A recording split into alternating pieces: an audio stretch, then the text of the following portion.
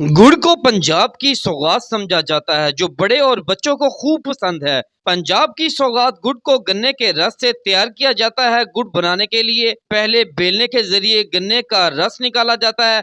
जैसे ही बड़े कड़ाहे में पकाया जाता है, रस को मैल कुचैल से साफ करने के लिए केमिकल्स की बजाय जड़ी बूटियां डाली जाती है, जिससे गुड़ का रंग साफ हो जाता है। रस जब पक कर शीरा बन जाता है तो इसे लकड़ी से बने सांचे में निकाल लिया जाता है और थोड़ा सा सख्त होने के बाद इसको छोटे छोटे टुकड़ों में काट लिया जाता है, जिन्हें पंजाबी में पेसियां कहते हैं। हमारे पंजाब की सर्दियों की ये सौगात है गुड़।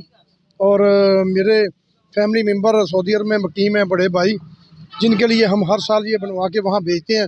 इसमें मेवा जात गिरी, पिस्ता, बादाम, काजू और अखरोट वगैरह और भी चीज़ें डालकर को बेचते हैं। वो बहुत एंजॉय करते हैं। काश्तकार गन्ना शुगर मिल्स को बेचने की बजाय गुड़ तैयार करके बेच रहे हैं। गन्ने की काश्त जो करते हैं, इस साल शुगर मिल ने जो है गन्ने का रेट 370 रुपये मन मुकर्रर किया है। 370 रुपये में बेचकर किसान को जो नुकसान होता है, इसलिए हमने इस दफ़ा पेड़ ना लगा कर खुद ही हम उसका गुड़ तैयार करके जो मार्केट में गुड़ बनाने पर काफी मेहनत दरकार होती है, जबकि इसे बेलने पर 4 से 5 अफराद काम करते हैं। खरीदारों का कहना था कि गुड़ चीनी की निस्बत सेहत के लिए ज्यादा मुफीद है। गुड़ की तैयारी में केमिकल की बजाय देसी बूटियां भी इस्तेमाल की जाती है। पंजाब में दिसंबर से मार्च तक गुड़ की तैयारी का मौसम खूब चलता है। गुड़ इंसानी सेहत के लिए भी बहुत मुफीद है।